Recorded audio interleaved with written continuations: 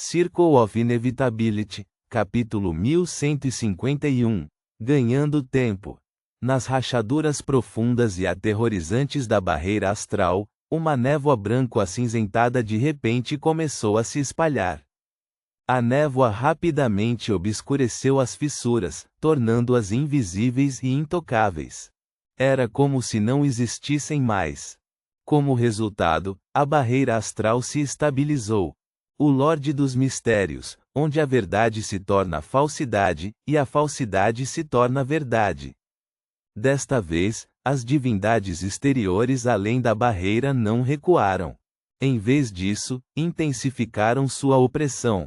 Seu brilho tornou-se mais intenso do que antes, especialmente a estrela dourada, que se expandiu rapidamente, transformando-se primeiro em uma estrela flamejante com incontáveis chamas saltando dela, depois em um sol genuíno. Ela irrompeu com uma luz que iluminou todo o mundo astral, revelando entidades colossais e sombrias envoltas em escuridão e formas aterrorizantes envoltas por tempestades. Mais uma vez, a barreira astral emitiu um som de estalo que fez a transição do abstrato para o real. O Lorde dos Mistérios, Klein, ergueu a mão para ajustar a cartola de seda na cabeça. Seu corpo se dissolveu em um vórtice escuro repleto de tentáculos escorregadios, que então se fundiram na barreira invisível. Tum! Um sino antigo, tocando através das eras, reverberou por todo o mundo astral e o mundo espiritual que se estendia por todo o universo. As 8 estrelas de cores diferentes congelaram, e sua luz explosiva se fragmentou em inúmeros raios. A barreira astral foi completamente estabilizada. Klein então voltou seu olhar para a Terra. No mundo da ruína, exceto pelas poucas áreas sob proteção e algumas regiões distantes no continente ocidental, os fios do corpo espiritual de todos os outros seres vivos flutuaram repentinamente em direção ao céu, ascendendo ao mundo astral.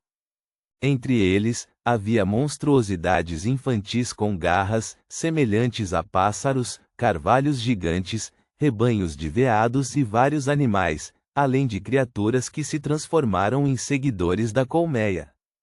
Os incontáveis seres, que somavam dezenas ou centenas de bilhões, estremecerão e viraram seus corpos para olhar fixamente para a enorme e imóvel lua vermelho-sangue, suspensa no ar.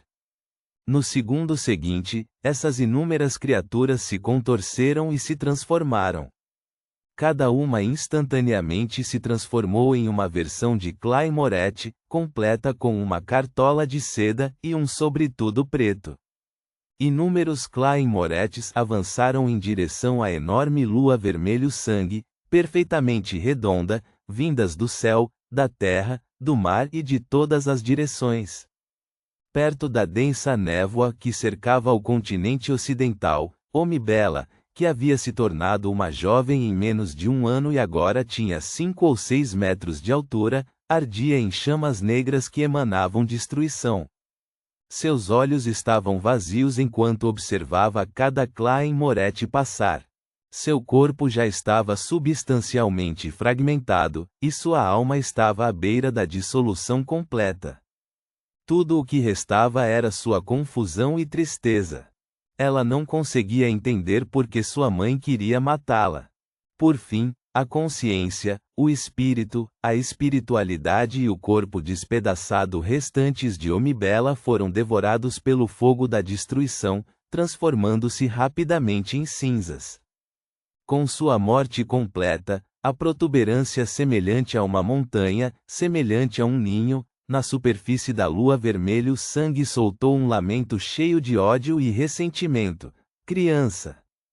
Minha filha! A luta se intensificou. À medida que os Klein Morettis se aproximavam do mundo densamente concentrado do luar vermelho-sangue, eles começaram a passar por transformações. Alguns murcharam rapidamente, outros tiveram suas barrigas inchadas enquanto sua carne e sangue se concentravam em descendentes que não eram marionetes.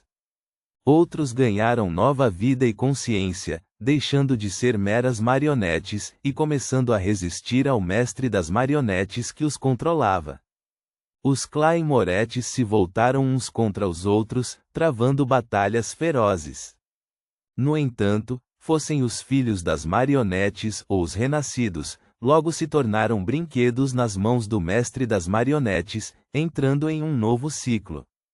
Muitas marionetes tentaram usar várias habilidades, mas a maioria desses poderes traiu seus donos originais, destruindo-os. A situação chegou a um impasse quando vários fenômenos inexplicáveis aconteceram na região. O verdadeiro corpo de Klein, incapaz de sair da barreira astral, jamais imaginou derrotar ou ferir gravemente a deusa mãe da depravação usando marionetes ou métodos parasitários. Ele simplesmente visava dispersar o foco dela, forçando-a a desviar bastante atenção para se defender dos ataques implacáveis e intermináveis. Seu verdadeiro objetivo era atrasar a fusão completa com a colmeia. Mesmo que eu não possa derrotar você, não posso ao menos deixá-la infeliz? Hífen. Dentro da zona protegida, Backlund, na casa da mágica Force e do julgamento Shield.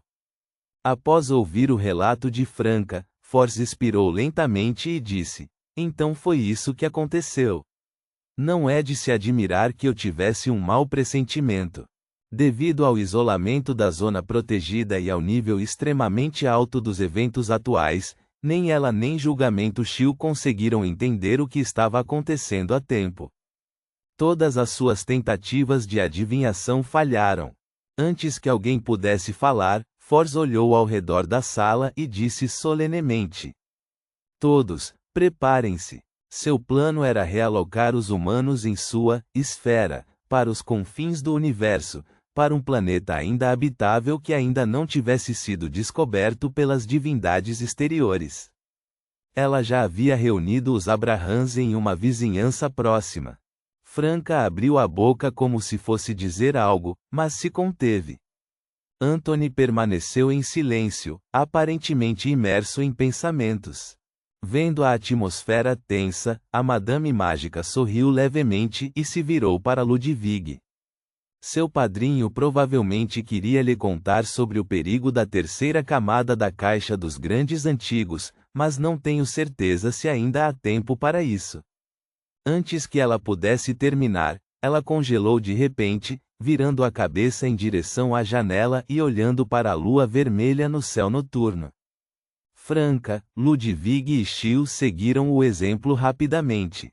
O Senhor Tolo se tornou o verdadeiro Lorde dos Mistérios. Como arcanjo do caminho da porta, a mágica foi a primeira a perceber isso. Ela ficou surpresa e confusa, mas essas emoções foram ofuscadas por uma avassaladora sensação de alívio e segurança. Quando o Senhor Tolo despertou completamente, a Julgamento Shield começou a relembrar as circunstâncias das últimas duas reuniões de tarô. O Senhor Tolo realmente despertou e se tornou o Lorde dos Mistérios? Franca sentiu um momento de euforia antes de perceber por que Lumian havia agido tão lentamente antes. Não muito tempo depois, quando as coisas se estabilizaram e a Mágica Force finalmente recuperou informações relacionadas ao mundo espiritual e às estrelas, ela exalou de alívio e disse: embora a Mãe Terra tenha caído. Ela olhou para Anthony, selando sua audição assim como Franca havia feito ao explicar a iminente fusão da deusa Mãe da Depravação com a colmeia. Somente após concluir isso, a mágica continuou. Mas o progresso da deusa Mãe da Depravação em acomodar a colmeia também foi atrasado. O Senhor Tolo ascendeu oportunamente como Lorde dos Mistérios e estabilizou a barreira astral. Ela fez uma pausa e então olhou para Franca e Ludwig. Claro, o perigo ainda não acabou. Se Lumian não conseguir acomodar a cidade da calamidade antes que a deusa Mãe da Depravação se funda completamente com a colmeia, e se ele não puder cooperar com o Senhor Tolo para feri-la gravemente e expulsá-la da barreira após se tornar a origem do desastre, ainda teremos que evacuar.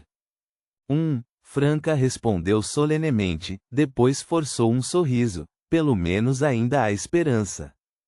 É melhor do que esperança nenhuma. De fato. A Madame Mágica assentiu em concordância, depois libertou Anthony do selo e explicou brevemente a situação em termos que ele conseguia entender. Depois de terminar, ela suspirou e disse: esta noite está destinada a ser longa. Enquanto isso, o arquipélago Horsted, na cidade da generosidade, Baian. O Vingador Azul o atracou no porto. O senhor enforcado Alger, vestindo um casaco de capitão, desceu do convés e desceu em direção ao porto, abraçado pelo vento. Sob o luar carmesim, sua sombra se estendia longa e indistinta, como se ele tivesse 3 cabeças. Reino Loen, Catedral da Serenidade, em uma determinada sala. O Senhor Estrela Leonard emergiu da escuridão, vestindo uma camisa branca sob um sobretudo escuro. Ele se aproximou de uma mesa, pegou as luvas vermelhas colocadas à sua frente e, lenta e metodicamente, as calçou. Então olhou ao redor, e sua figura desapareceu centímetro por centímetro, como se tivesse sido apagada por uma mão invisível. Missão: proteger uma região que contém múltiplas esferas. Destino: cidade de Tingen, condado de Oa. Reticências: acima da névoa cinzenta, dentro do majestoso palácio. Quando o Senhor Tolo partiu para o mundo astral, Lumian voltou seu olhar para os fragmentos carbonizados de árvores deixadas depois que o presente da terra se despedaçou e a névoa marrom subiu e se uniu acima deles. Essa névoa correspondia aos poderes da bênção da matriarca desolada. Lumian estendeu a mão e agarrou, fazendo com que a névoa marrom se condensasse em uma massa de solo brotando grama, grãos e videiras. Entregue isso a Madame Justiça, disse Lumian, jogando a terra para Zedos ao lado dele. Após o golpe da espada da destruição, a consciência e a espiritualidade remanescentes de Omibela dentro do presente da terra foram completamente aniquiladas, sem deixar vestígios. O poder da bênção, agora separado do cadáver, foi purificado, contendo apenas tênues resquícios da consciência e espiritualidade da colmeia, desvinculadas da Omibela. Em essência, essa massa de solo marrom era semelhante a itens Beyonder, como o círculo da ligação ou o mercúrio caído. Não tinha mais vínculos com o passado de Omibela, mas não conseguia mais se conectar de forma confiável com a colmeia para obter poder, tornando cada uso de suas habilidades finito. Enquanto ele falava, Lumian partiu de cima da névoa cinzenta com Zedos, retornando para a vila onde residia. Nabor e Disley já estava esperando lá. Você finalmente voltou, disse Nabor e Disley, seus olhos azuis gelo revelando um suspiro visível de alívio. Quando Zedos desapareceu com a terra marrom na mão, Lumian sorriu para Nabor e Disley e disse: vamos começar. Esta é a última chance.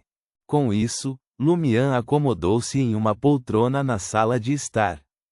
Nabor e Disley lançou-lhe um olhar, sentou-se no longo sofá em frente a ele e sorriu em resposta: melhor do que nenhuma chance. Antes que as palavras saíssem completamente de seus lábios, seu corpo de repente se dissolveu em uma poça de líquido preto, uma manifestação de toda malícia, desejo e intenção maligna. O líquido preto, real e ilusório, fluiu rapidamente em direção a Lumian, infiltrando-se diretamente na minha mente e espírito sem implantar uma marca espiritual. Lumian levantou uma sobrancelha, observando com um sorriso, mas sem oferecer resistência. Ele permitiu que o líquido imundo e sinistro se infiltrasse em seu corpo, espírito e mente. Sentindo a onda de malevolência dentro dele, Lumian recuperou uma vela de seu reino divino, acendeu-a e colocou-a na borda da mesa de centro. Ele então se recostou no sofá, fechando os olhos. O aroma levemente adocicado de âmbar cinza começou a se espalhar. Ponto.